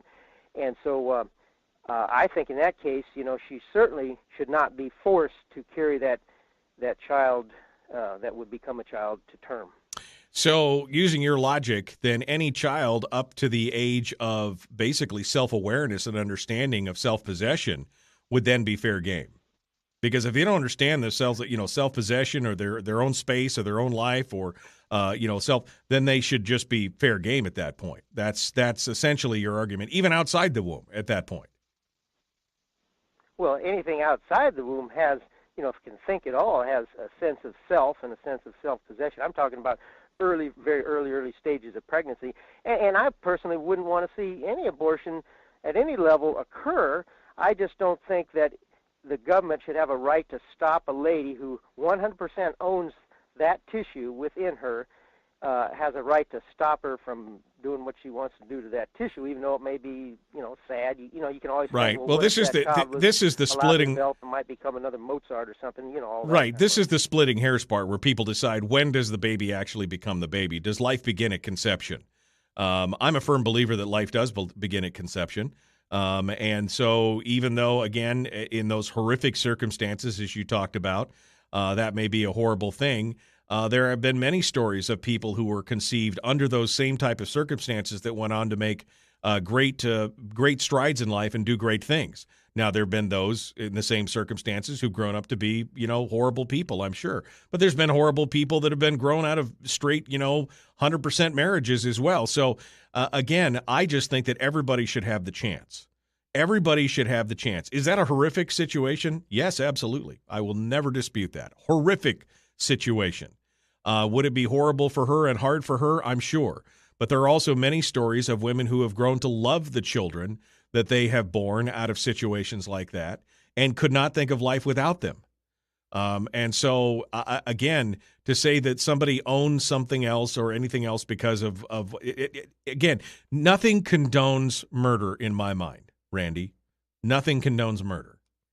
Now, finding the men who did that and putting them to the noose for doing something like that, that's justice. That's not murder. But an innocent child who had nothing to do with it, that's a problem. And I know everybody wants to go to, the first heartbeat or the first brainwave or the first this or the first that. When the conception occurs, to me, that is the new life. Now, if in God's infinite wisdom he decides that that needs to end, then that's the way it is. But I believe that that's the way it should be. And that's you're not going to change my mind with horror stories of bad things happening, because bad things happening all the time. But the problem is that is the exception and not the rule. The vast majority of abortions, and I would say probably in the 99th percentile of them, have nothing to do with cases of attack, rape, incest, or all the horrible things that are immediately brought up during this discussion. 99% of them. That just should not be part of it. I appreciate your call, Randy. 433, nope, wrong number, because we're not using that number this morning. Number to call is 319-527-3864. 319-527-3864. And, again, and I know there are many people out there who are pro-life and yet say there should be exceptions for rape and incest. To which I will say, so it's all okay, except for the fact that, no murder is bad, except for this murder is okay. That's how I look at it. It's pretty black and white. Again, this is the reason why a lot of times I don't talk about this issue, because it is so fraught with peril, and I am so black and white on it. But that's just the way it is. 99% are for convenience, says Timothy. Exactly. That's exactly it. All right, let's go back over to the phones. Good morning. Who's this? Where are you calling from? Sandra from Fairbanks. Good morning, Sandra. So I'm sure you've seen the movie Unplanned or read Abby Johnson's book, but the abortion industry doesn't really want to talk about who's actually getting abortions. The image that they always portray is always the single 19-year-old that doesn't know how to parent. They always make that seem like that's most of the abortions, but most of the abortions are from women that have already had 2 or 3 children. So they already know the activity that's creating children. Right. And they just, like you said, out of convenience are just, want the abortion because they can't handle a 3rd child, a 4th child. Right. And so if the abortion industry was ever forced to really put to the public who's getting abortions, I think it would change the public's perception of abortions. Well, I don't know where again, the last statistics that I saw that said the majority of them were performed on, women in their early 20s, black and white, and that the black women had it at a higher rate than. But I don't know. I haven't seen these statistics in a long time, so I'll take your word for what you're saying right there on that. The bottom line again still remains the same. If it was for convenience, that still doesn't make it right. If it was for a horrific circumstance, it still does not justify murder. I don't know how to say it any plainer, And I guess somebody wants to split hairs and pat themselves to sleep at night and make themselves feel better to say, well, it really wasn't a person because it was only at X week in the conception, in incubation or whatever. I mean, if they want to make themselves feel better, that's fine. To me, murder is murder. Right. I mean, there's a reason why when a woman is pregnant and she gets killed by somebody, that in most places and in most states, the murderer is charged with 2 murders. Right? I mean, they recognize it then, but when it's inconvenient for the prospective mom, then it's okay. I just have a problem with that. So, well, it's like, why is it when a woman wants to be pregnant, it's I'm sorry, Sandra. We lost you. Are you still with us? I think I don't know. Sandra's call is still there, but we can't hear her anymore. Okay. All right. Oh, there we go. We got you back. Sandra, are you still there? Oh, she hung up. All right. I think she accidentally muted herself. All right. Well, we're going to continue and see what you guys have to say. And yet it's a federal crime to destroy an eagle egg. Because that's oh, man. All right. Well, we're out of time for this segment. We're going to continue here in just a minute, and we'll see what you guys have to say on the other side. Again, new number this morning, 319-527-3864. 319-527-3864 if you want to sound off on this. Yes, I know it's a hot button issue. I didn't bring it up. Well, I guess I did with Sean. But I think it's important that we at least dissect this at some point. I'm more strident than a lot of pro-life people on this. And it's one of the reasons why, because it makes me crazy. I don't talk about this very often because it just agitates me because I just can't do the mental gymnastics to figure out when everything is okay.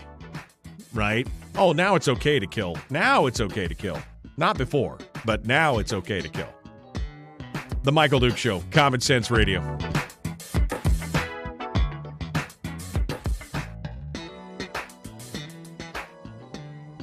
We're broadcasting live through a series of tubes. Allowing all of these entities to provide streaming stuff going on the internet. Well, it's kind of hard to explain. Sorry.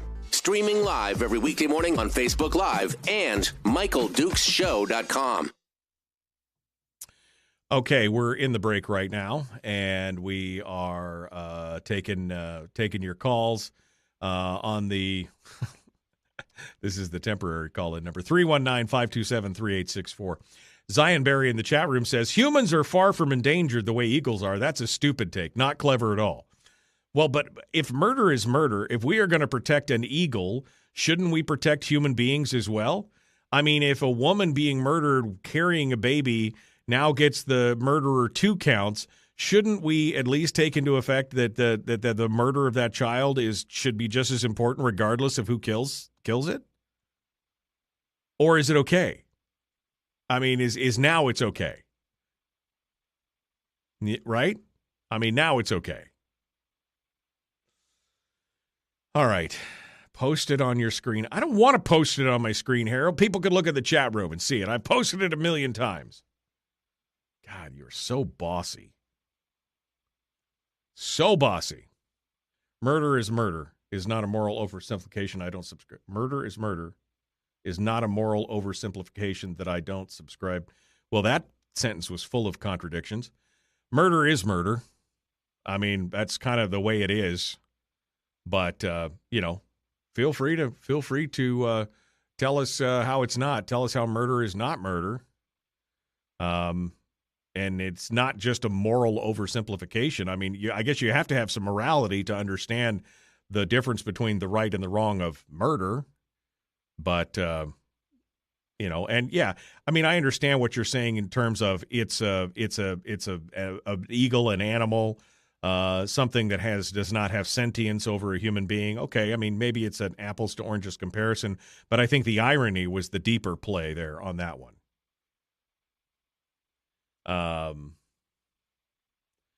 Is not a moral oversimplification that I subscribe to. Okay. Do you handle self-defense as murder is murder? Well, no, because again, you are defending yourself. If somebody is attacking you and going to cause you harm, again, in violation of the non-aggression principle, then you have the right to defend yourself against that. If they die in that attempt, that literally is on them for attempting to hurt you in the first place. Context is everything concerning violence. Well, yeah, and I agree. But again, if you have a helpless human baby, right? Whether you want to call it a fetus or a zygote or whatever you want to do, if it is a helpless human and somebody is basically going to attack it and kill it, isn't that murder? I mean, I'm asking. Is this some sort of sick right-wing podcast? Well, I don't know. I'm a libertarian, so I don't know if right-wing is the right way because I'm pro on a lot of other things. This just happens to be one of those issues that I'm not probably in line with a lot of libertarians or definitely progressives. So I don't know if it's sick or not. You'll have to be the judge of that. You'll have to be the judge of that. Oh, no, it's not murder. Okay, well, good. Well, there you go. You've got it all figured out. Let me see what else has got going on in here. So everyone should vote for Chewbacca and have no second choice for U.S. Senate, just like Joe Miller, she will lose. Care, I never said that nobody should have no second choice. I would say that if people are burnt up about this issue, that, yeah, they could vote for Kelly as their first choice, and then they could vote for Sean Thorne as their second. I mean, right? I never said that they couldn't vote. I mean, I guess that's the benefit of the ranked choice voting that you were so supportive of, is that people can now have a choice to do one or the other. That's the beauty of it. That's the beauty of it. All right, I got 3 lines on hold. Let's go over here first, and we'll get them set up for the return to radio. Good morning. Who's this? Where are you calling from? Morning, Michael. It's Bull. How are you doing today? Good, Bull. You want to hold the line? You'll be first up in the queue when we get back. Bull in Fairbanks sounded off. Line 2 over here. Good morning. Who's this? Where are you calling from? April Smith from North Pole. Hello, April. Hold the line. You will be number 2 in the queue. And number 3 just dropped off, so I've only got 2 calls in the queue. We're going to jump back into this here in just a moment, and we're going to return to the radio and be there. Not ideal, but women get the right to choose.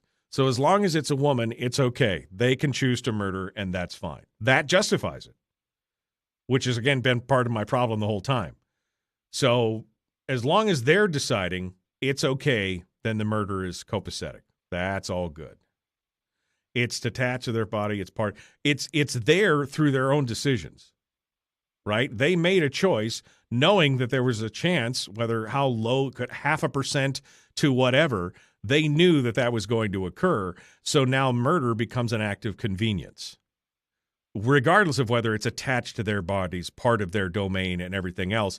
You would agree that that is a human being. Well, maybe you wouldn't agree that it's a human being, but it is a human being, right? So there it is. And just because they made a choice and they don't like the outcome of it does not justify the convenience of that murder.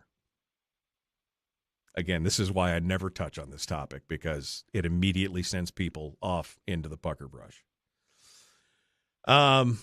The Michael Duke Show, common sense, liberty-based, free-thinking radio. Hi, welcome back. I looked away from the screen for a second. Next thing you know, we're back on the radio. So, hi, one final segment here. We've got 2 lines on hold. We've got Bull up in Fairbanks, and we got April in North Pole. Let's go over to Bull first to see what he has to say. Hello, Bull. What's on your mind? Morning, Michael. How are you doing today? Good, sir. Good. What's your thought? Are we stuck on the abortion thing? No, go ahead. Go ahead. Hit me with whatever you're thinking. Well, just to make it simple, I'm against abortion, but while we're arguing this, our freedoms are going away at just a crazy pace. The country next to us is now under martial law and has a dictator, and we're headed the same way. And personally, I think it's because way too many people in this country love their wealth much more than their liberty. Which would you pick, Michael, your wealth or your liberty? Well, I would choose liberty personally. I mean, that's just me. I know some would rather. Really? Again, yeah. Can I ask you a question? Sure, go ahead. Why did you change your lead into your show? Because they were going to take you off a medium that's profitable. Well, I took it off the show because they were going to take me out there, not because it's profitable to me or to them. It's basically I wanted to be able to spread as much of the word as I could. I guess if you want to look at it like I could have stood to my ground and then not had as many people hear the show, then I guess you're right. Spreading the word of liberty in that way probably is less, quote-unquote, profitable to me at that point.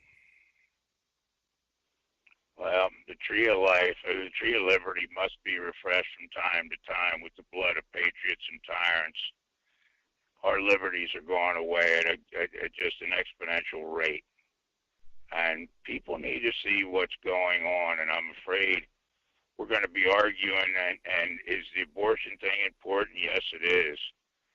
But as far as if I put my liberty and rank things down the line, whether my freedom of speech, my freedom from illegal search and seizure, et cetera, abortions will wind up way down the line. We can worry about that later. And did you ever hear the saying that, like a drug addict, they can never be cured until they admit their problem? Right. All right. Look at this country. Look at the amount of killings, the amount of gun crime, et cetera, And if where does 90% of it happen, Michael? The gun crime, 90% of it happens in the urban areas, high-density populations, big metroplexes and cities. And who are the victims of most of this? Are they white folks or Spanish folks or African Americans? Well, I mean, it's an even mix, although the minorities do edge it on the overall scale, I believe, if I remember the correct numbers from the last UCR. If you look at the numbers, you'll find out 12% of the population is committing somewhere between 50 and 60% of the gun crimes and are somewhere around 80% of the victims. Yeah. So I just throw it out there. What kind of a problem does this country really have? Well, I think one of the problems we have in this country is probably an accurate thought, an analytical thought problem, that we take a lot of things at face value when we should be looking deeper into it, Bull, and I agree with you on that for sure. Thank you for your call. I appreciate you calling in. I got April in North Pole. Again, the number to call this morning is 319-527-3864 if you want to sound off. Good morning, April. What's on your mind? Morning, Michael. First of all, I just wanted to say to Bull that without life, there is no liberty. And so abortion is not going to be way down there. Life should be our first right. And I want to say that, there's little things that creep in on us with the pro-life ideals in the public school. Last night at the Fairbanks North Star Borough School Board, we were asked to approve a resolution for honoring or recognizing International Women's Day. And it would seem real straightforward. I'm a woman. Most of our school board is women. Most of our administration is women. I have 4 daughters, and I voted no for that resolution. And the reason for that is that if you really research International Women's Day, and the organization itself, they want to empower women by providing unrestricted abortion throughout the world. And I will never support that, and I would never support school children glorifying that. And so we really have to be vigilant, because it's little things like that that really come in and chip away at the resolve of our families, where the school is celebrating International Women's Day, which seems great, but at the heart of it, it's really about empowering women to kill their own children, a lot of which are daughters. Well, and I would make the argument at some point that most people would never make that connection, and so International Women's Day is not necessarily the boogeyman overall. Yes, we always have to look deeper in those kind of things and figure out what the base belief system is of something that we're celebrating, and it would be a good idea. And congratulations to you for voting against it, but I would also make the argument that 99% of people would not even make that connection at that point. Maybe that's part of the thing of making us more inured to it and more, just nodding our heads and putting us all in rocking chairs. But at the same time, I think that most people would be like, they would have no idea that that's what it is. So maybe it's the educational component that we need more than anything else. It is. And another capacity that I have is I'm the Vice President of Right to Life for Interior Alaska. And I just want to put it out there that 98% of abortions are procured out of fear. And I know you were using the word convenience, and it does seem like convenience until you really spend your I'm not defending anyone having an abortion, don't get me wrong. I'm resident of Right to Life, and I have 10 children. But I do just want to remind everyone, all the listeners, that most abortion is procured out of fear of financial instability, fear of retribution from partners, fear of a loss of future. And now, if we want to stop abortion, we really need to change the way that we treat women and that we view pregnancy. And if we do those things, if we support women in their crisis pregnancies, then you'll see the abortion situation change. Well, I think maybe that's part of it. I also believe that we need more, that we need more support. And I think in part it's what you're saying. We need more support outside of the government and other institutions as well to help women who are at risk or women who are struggling with that kind of thing. They do need a bigger support system if they want to be able to do those things and have that kind of support. And that would go a long way, I think, into maybe slowing that down. And I think, as I mentioned earlier, also the removal or the restriction on the welfare state would help as well, because it would disincentivize that. It would make it, not that I think a lot of these women are going out there attempting to get pregnant for the benefit of a welfare check, but it makes it less inconvenient or less fearful for them if they do. So that's just my take on it. All right. Thank you for your call, April, for calling in. This morning, the Pivotel call-in number is 319-527-3864 if you want to sound off. We're down to the last 3 minutes of the show today, and we'll see what you have to say. Somebody on Twitch just said 10 children is child abuse, which I guess leads to the question of, really? If they can provide for and take care of and feed and clothe 10 children, then I don't see how that's child abuse. I don't see how a simple number. When does the number not become child abuse? Is it 8 children or 7 or 6? I mean, I have 5 children myself.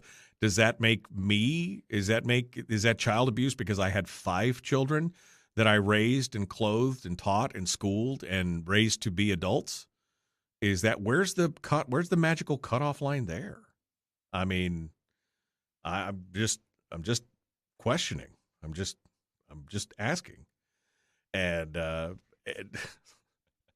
you know, and if somebody, like I said, we already have laws on the books. If there are people who are not taking care of their children, we already have laws on the books for that, because that's what somebody else said earlier. Well, you know, there are instances where they don't, women don't get the abortion, and then the fathers don't step in, or the women don't take care of the children. There are already laws on the books for that.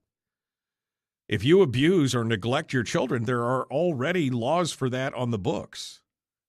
Why wouldn't we be enforcing those laws instead of, you know, and assuming that anybody that hits a certain threshold or does a certain thing is going to act a certain way, or because a small percentage of people do that, then we're going to penalize the other vast majority that aren't going to do those things.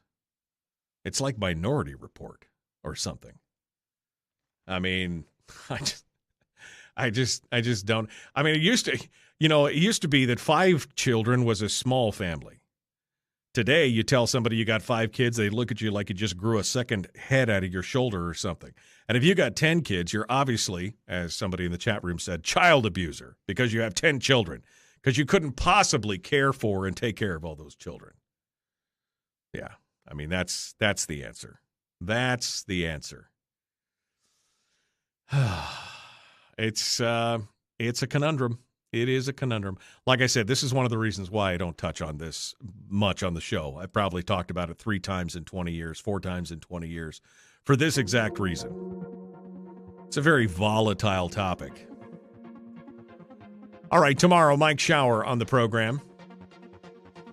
And we're going to be continuing with him then. We're going to talk about all the things that are going on in the legislature and more. All right, folks, we got to go. The Michael Duke Show. Common sense, liberty-based, free thinking radio. Be kind to one another. Love one another. We'll see you tomorrow.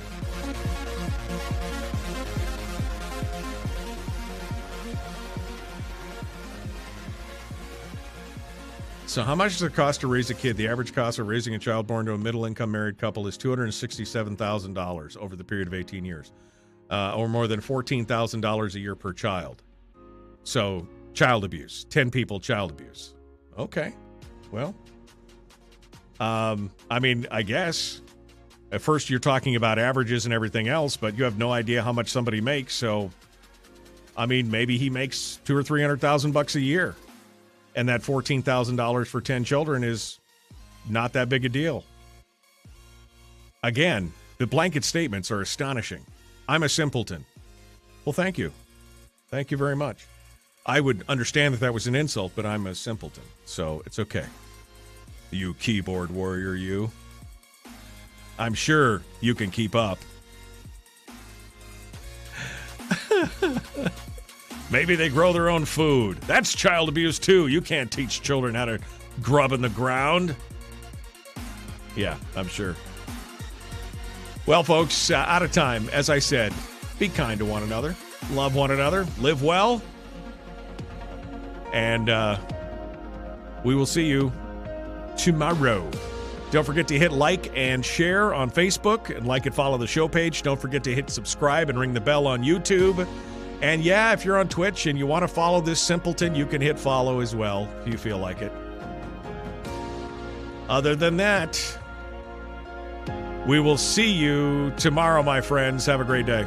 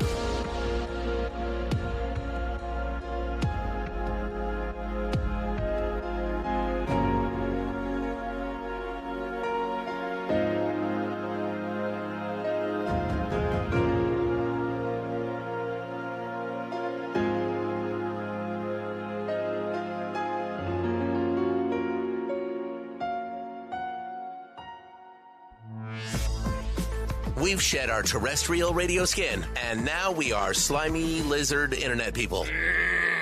It's the Michael Duke Show.